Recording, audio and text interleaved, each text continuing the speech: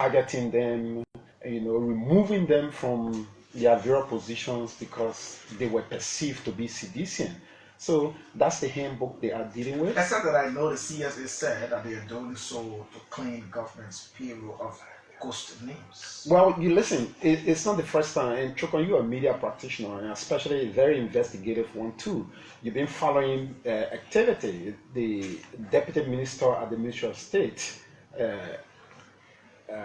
Cornelia, at a certain point in time, you saw there were some disturbance that occurred at the Ministry of State based on her thought about, the Kim team, the people that were working there, because they didn't know where His Excellency George Weah government were taking money from to pay those people. So they have come there and they believe that they can maintain the people. But even though they say they can maintain the people, they removed them and brought in other people that they saw fit to occupy the very position. So that's what's going on. And the gentleman agreement aspect of it is, the president is the first person in the country. Whatever the president say become a policy. And for the president to negate the fact that we got a law that govern the country and commit the country, in my opinion, is something that is worrisome, and it have drawn attention from all our partners, and we've been talking to some of the partners. It have drawn attention. I know some of them has the written official communication to the executive marshal requesting some level of clarity, and in coming days some of these things will come out. But again, it is what it is. We are here and we're observing as member of the opposition group. If I understood you well, you quite clearly said the ruling party, folks at the Ministry of State have mentioned that President Weah took people there, so they were removing those people. You were in the ranks of the presidency. Do you know as to whether Mr. Weah really took people at the Ministry of State to add on the employees the union department? But of course, Chokon, when George Weah won elections, you had Liberians that were required to put bread on their table, on their family table. What the president decided to do, at least to some people there were making $250, some people were making $300, some people were making $500. In the president's mind, what he decided to do is to incorporate Liberia. The government at this stage, because since after the war, we get plenty of companies that are in Liberia. So the issue of the employment, the government bear the greater responsibility. We got more people that are employed on government payroll or sustaining their family through what they obtain from their offices, as compared to any other thing. So in the president's wisdom, he decided to incorporate a lot of different Liberians. Of course, there were people employed. The president met. I personally know that you got tons of people that supported the Unity Party at the Ministry of State. But when the president came there, he did not remove them. He did not sack them. There were people immediate in the president's office that were Unity Party partisan. There were reports that you removed a lot of people from that ministry when you got there. No, incorporate others. No, I can say to you, if that happened, maybe it was something that we did not know about, or President Weah did not know about. Because I know for a fact that he's somebody who believes in one Liberia. He's somebody who believes that every Liberian should be given the opportunity. Did you get any complaint then from people that they were removed? No. From the Ministry of State, no, I did not. Because I personally, like I said to you, Chokon, that I know a lot of people that were members of the Unity Party that campaigned, that we campaigned against them in the 2017 elections. But when he won the elections, he did not remove them. They were there, they worked. Until after the elections, they were there for 6 years. President Weah did not care to say, oh, the person here, the person that CDC person, the person that Unity Party person. He decided to incorporate everybody, bring some addition people there to clean the executive. The president office was at the foreign ministry. Mm-hmm. But when the president saw it fit to give the presidency a facelift, he moved he moved to the executive mansion. And moving to the executive mansion, there are people that are guarding us. There are people that are responsible to clean domestic worker of the mansion. And so the president incorporated people to give the executive mansion a facelift. Oh, that's how the employment list went up. Exactly. Under the Ministry of State. Exactly. That's what happened. So, but again, we see a new Liberia. Did they go through the rightful procedure? I mean, through the parent process of the CSA, because that was one of the concerns the CSA raised, that these people were not legitimately captured. I mean, under them. But like I said, you follow the activity. You saw people raising concern. There were people who went. But let's forget about these people. Forget about the people who you or they are claiming that did not go through the regular process. I'm just quoting them. Yeah, okay. They are claiming that did not go through the regular process to be employed at the executive mansion or other government entity. People with constitutional authority, people with tenure position, people that got tenure position, those positions were violated. They were placed in those positions by law. Those positions were violated by the Unity Party, by Mr. Weah and his crew.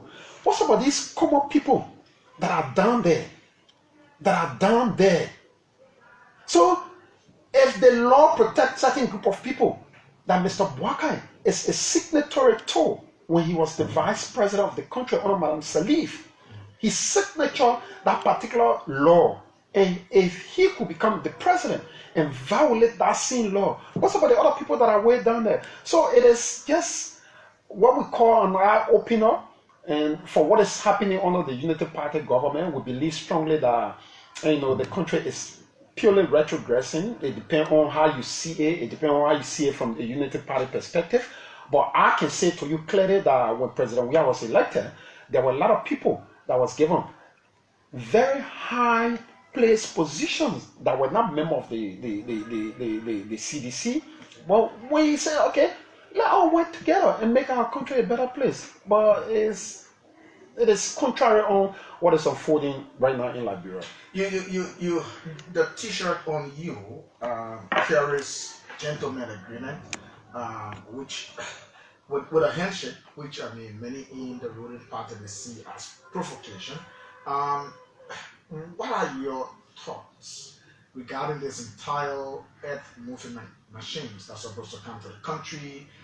285 of them, depending on who you talk to, people from the ruling party will say it is good. Like I had Noah Sakou Gibbs here, he pointing to opening up the country's road, going through infrastructure and all of those. You from the opposition are saying, no, this isn't good.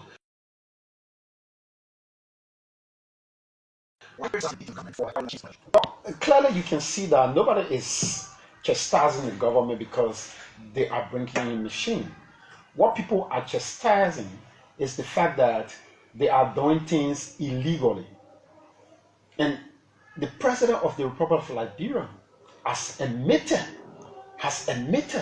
that what was done, especially from the Ministry of State with our portfolio and other ministers that paraded the principal streets of Monrovia with trucks and yellow machine, the president has distanced himself from them. How? Well, the president said to you that there is no agreement, that his government has not signed any agreement with anybody to bring yellow machine in town, right? It's not only even members of the Unity Party that are lawmakers, people that supported the Unity Party that are lawmakers, senators and representatives, they have all raised that concern. Mr. Gideon, who is the public works minister, sat in the same studio. Before George Weah left power, there were machines, caterpillar, yellow machines. I know about that. He admitted to that. Yeah. The public works The public works, they are there. They are there. We brought them into the country. We did not violate any law to bring those machines because we wanted to prove something. We brought trucks in the country. We did not violate any law to say we're bringing those things in the country because we wanted to prove something.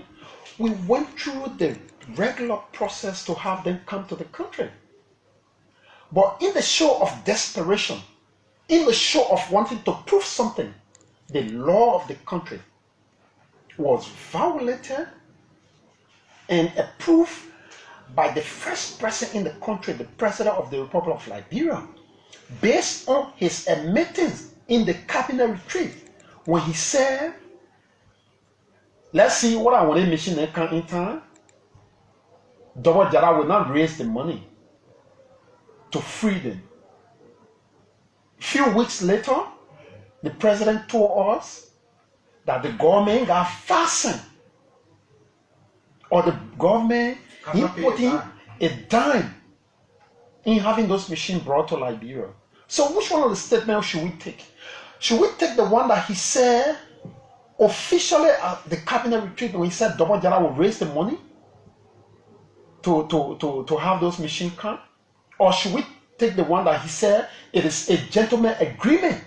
How can you, the president of the country, serve as the chief violator of the law of the country by saying that it is a gentleman agreement? What is the violation, Sakou? The violation is there was no procurement process for these machines to come to the country. There was no process. Because they don't send money. There was said that years later. So if the president said, Chobon, there are two things we need to hold constant here. And those two things are the first statement that was made by the president at the cabinet retreat. He said that the LRA boss will raise money to have those machines come. That one. The second one is the gentleman agreement and the handshake aspect. So which one should we take? And we see the Minister of State with our portfolio, Mamaka Belete, Cornelia, and other people parading the streets. I mean, there's nothing for me. I consider it like some of my Ghanaian friends. I was in Ghana, when the whole thing started, so they were walking at all. They said, why are you people parading with yellow machine and people waving all? I say, that's Liberia for you, because people are excited. So everywhere in the world or everywhere you go, because the social media, everybody follow everything on the social media. So to see people parading with yellow machine on the street, something that George Weah brought in the country, without even nobody knowing, 40 plus of the caterpillar. You brought 40 plus of yellow machines. Of course, you know, the dead. Oh, I know it. I know. I see. 40 plus of them. Yeah. Well, nobody even knowing, because it is his responsibility, or was his responsibility as the president. Of course. The legislature. The minister. Of course. Everybody, they went through the regular process to obtain those machines. But today, we see everything on the contrary. Under the canopy of they know everything. They branded everything under the former President Weah administration as being something that did not go through any lawlessness, and you just classify it. But on the 5-6 months, we have seen lawlessness at the zenith. Okay, before we go to that, under the rule of law, Sakou, is there any part of you that think acquiring those equipment will help the country in its development drive? In my opinion, anything that is not done properly is not done at all. What would you advise the legislature? Like they have started doing, raising the necessary concern, asking the hard question, because you can't commit the country. You can't criminally commit the country to a deal that we Liberians will pay for. Because committing the country, look, 5 million persons can go at the legislature to go serve as lawmaker. We elect people to represent the people. These people are the direct representation of the Liberian people in the House of at the legislature. So now you see in the outcry, aside from the Unity Party zealot, aside from the people who support the Unity Party, they are saying, yeah, okay, whatever it is, and we'll bend the law, But at the end of the day, we need it. Yeah, we need everything. We need everything. But should it be done in accordance with our law? Yes, it should be done. So when it is not done properly, we believe strongly that it was not done at all, or it is not done at all. The right thing should be done. Nobody is against the accusation of yellow machines, but at the end of the day, it should be done properly. And that's the red flag that everybody was raising, including the lawmaker. And the lawmakers are speaking for the people, and the people, that's the voice of the Liberian people. But do you believe that we really need them? Well, especially in terms of machines, yes, we need machines. We need machines. Because President Weah believed that we need a machine. That's the reason why he went through the process. Like I said, you got 40 plus of them, caterpillar. Not that sonnating. That is easy. No, they're not the same thing. That thing now, after 1-2 months, they all break down. Yeah, they're not all done. We got caterpillar. You know the quality of caterpillar that are coming, or you know the quality that I want from the 1 year, bro. They say 1-2 more will break down. Caterpillar. I don't know you can draft cards, guy, or you be right card around. You draft caterpillar. How do you know that? When last you did? American draft caterpillar. I'm a dingo American draft. Anything I'm moving. Even please.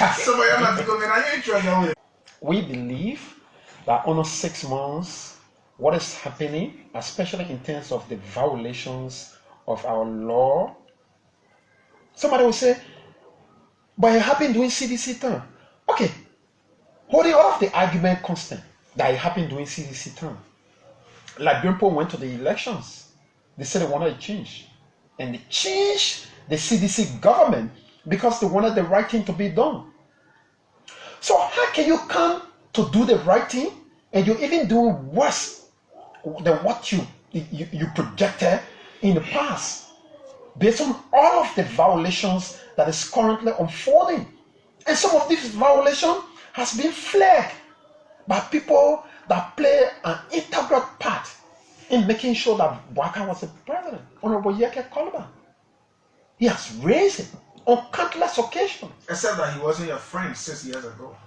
Well, Honorable Koluba was in the opposition. And when you're in opposition, we did not expect that he would be clapping for us, because he was projecting his candidate, which was Mr. Weah at that time. He projected Mr. Weah as the best authority. And Honorable Koluba has come categorically under 2-3 months. We are human, we made mistake. And he has clearly notified the Liberian people that it was a mistake that he made. And to project Mr. Weah as the best authority based on everything that he's seen.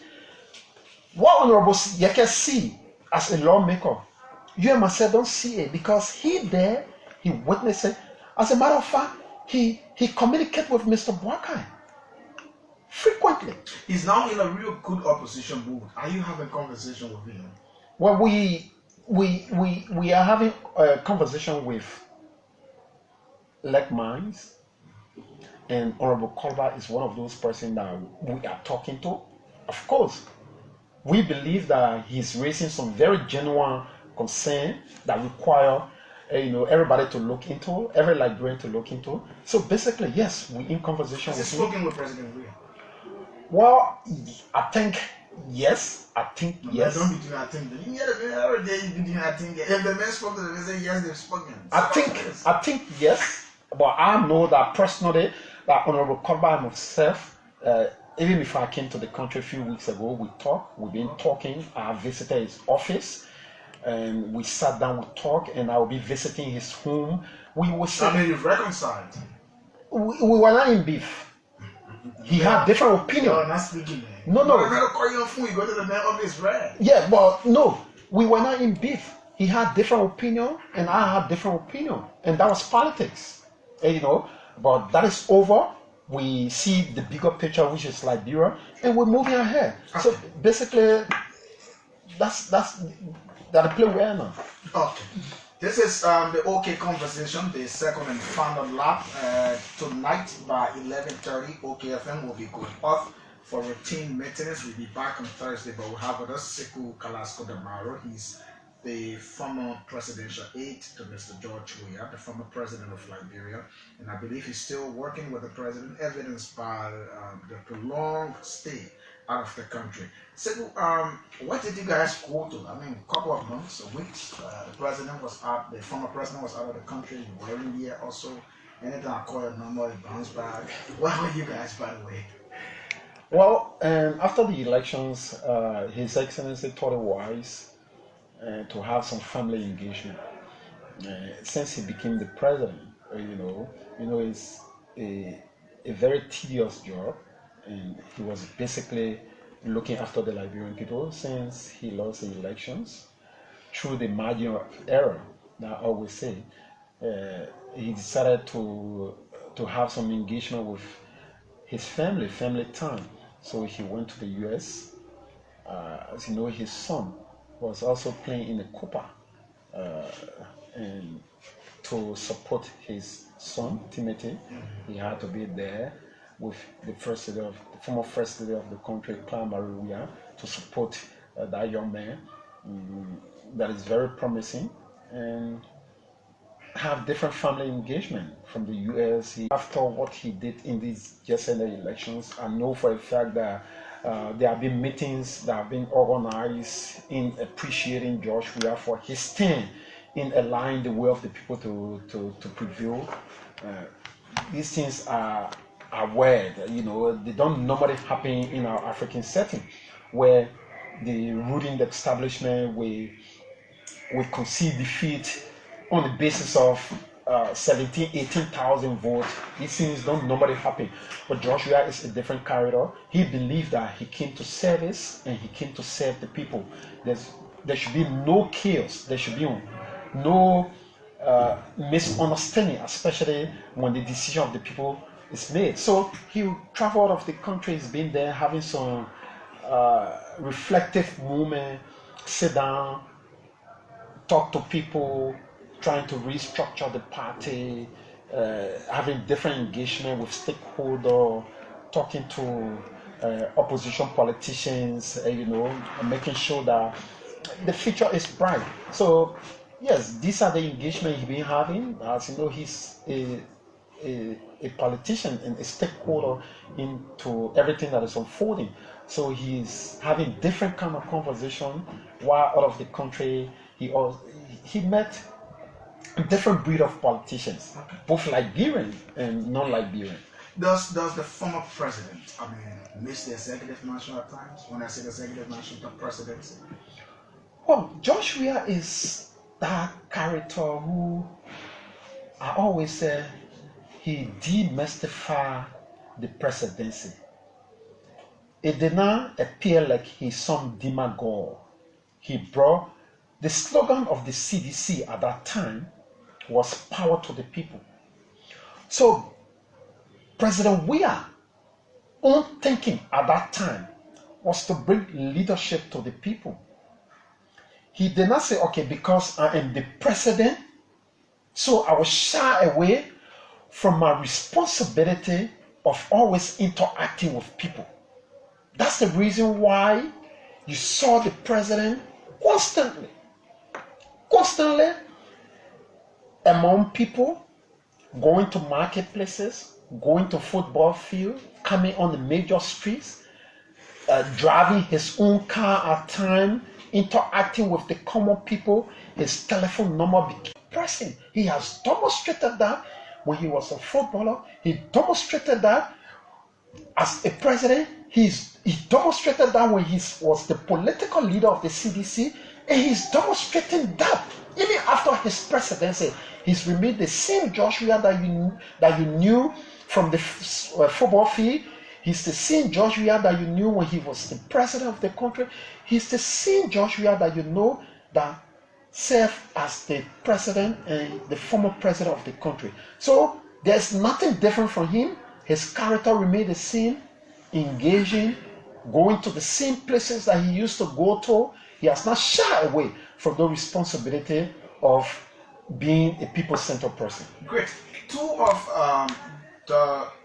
the constituent political parties that made up the coalition for democratic change had pulled out certain different reasons. Are you, now contemplating on having a new coalition in an attempt to unseat the Unity Party in 2029? Has Mr. George Weah, the former president, had any comment on that? Well, Chokon, again, I'm not clear with the responsibility to speak on behalf of the CDC. But in my opinion, Chokon, there was nothing bounding, or there was nothing mandatory to say the thing here that for better for worse. The not for better for worse agreement that was signed between CDC and other political parties. The agreement that was signed, there were room for renegotiation or people based on how they think at a particular moment to go their separate way. We just got through with elections. We still got 5 years to go in everything that will happen.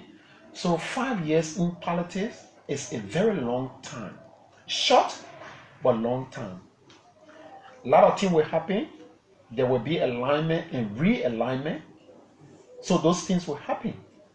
That's the reason why when the NPP and other political parties left the CDC, the political leader, who happens to be George Weah, extended his gratitude, acknowledging the important role that was played by the NPP and other collaborating political parties, and stay open room and open door, to have renegotiation with some of these political parties that left the CDC. So nothing wrong with them leaving.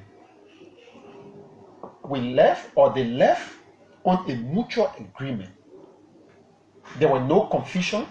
The NPP, the LPDP, and other political parties, they themselves, they are political parties.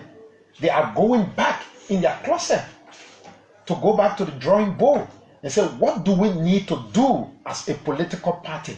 How can we proceed as a political party? The doors are still open.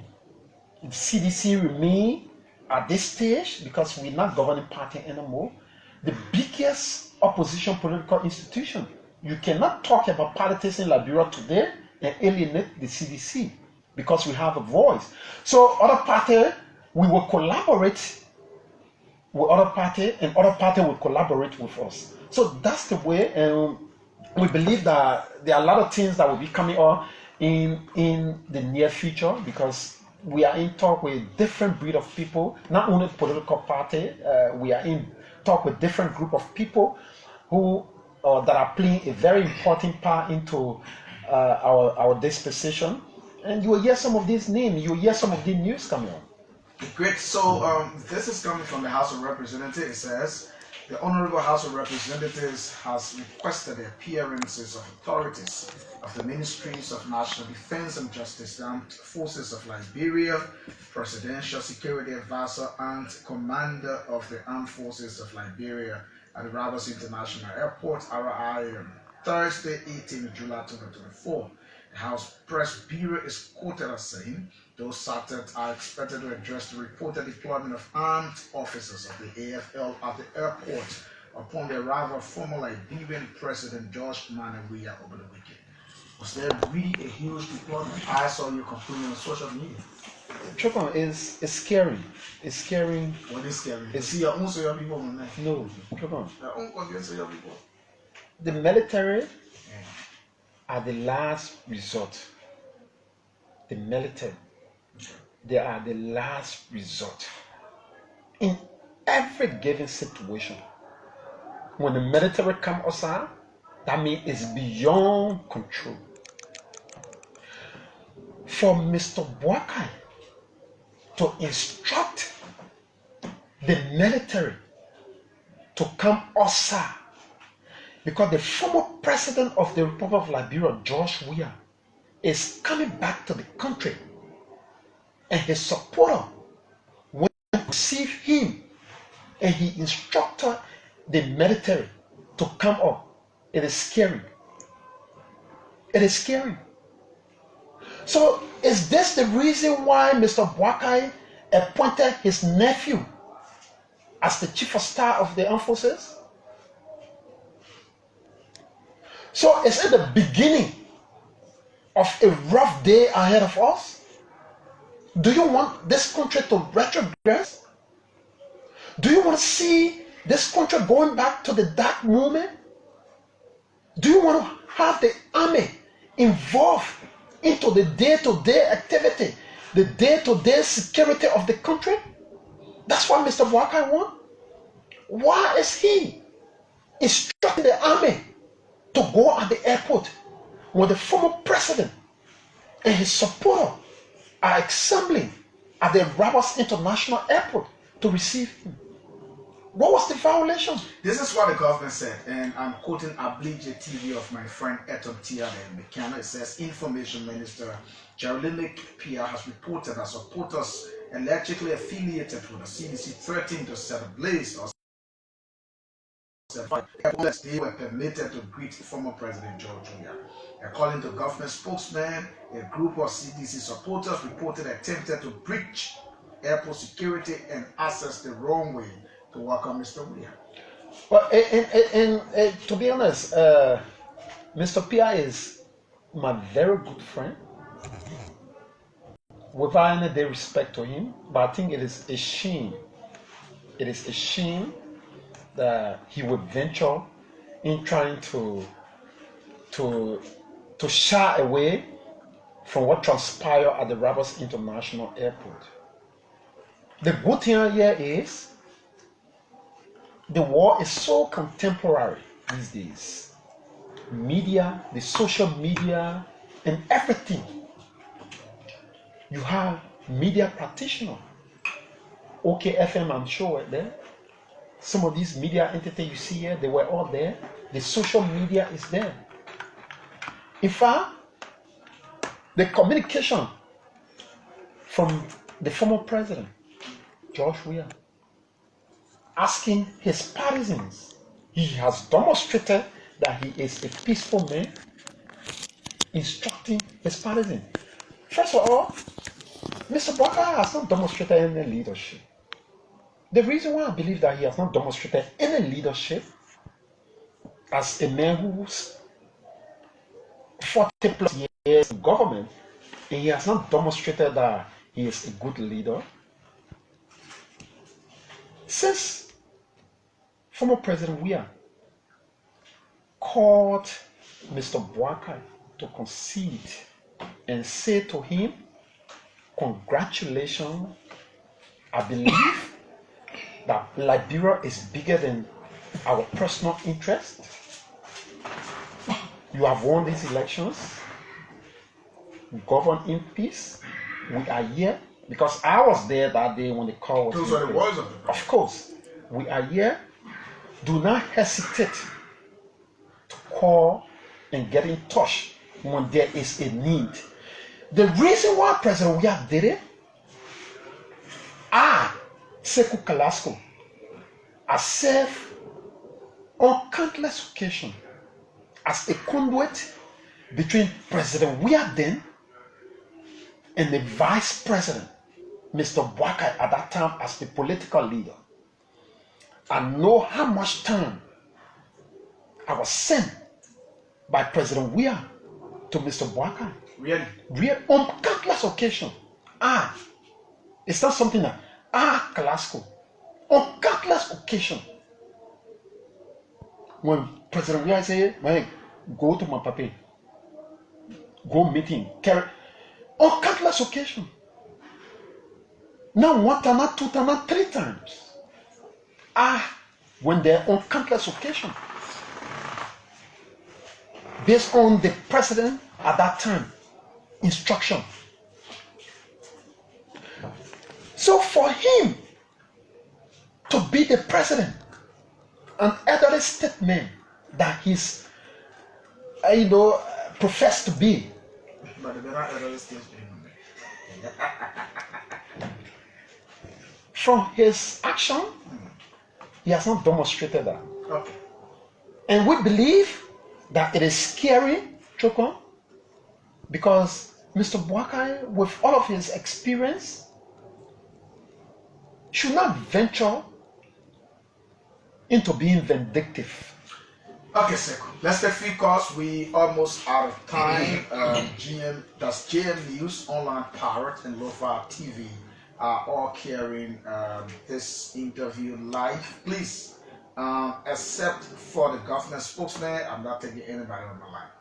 I see you're calling already. I'm not taking anybody on the line. Everybody, they get through the main line. Let's talk to this first person. If the government want to respond, the government spokesperson call, I will take you on my line. Hello? Yeah?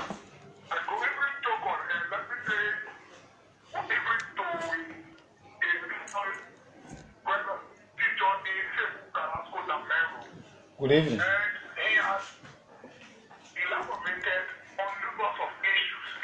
But what absorbs me is about the attitude of our president.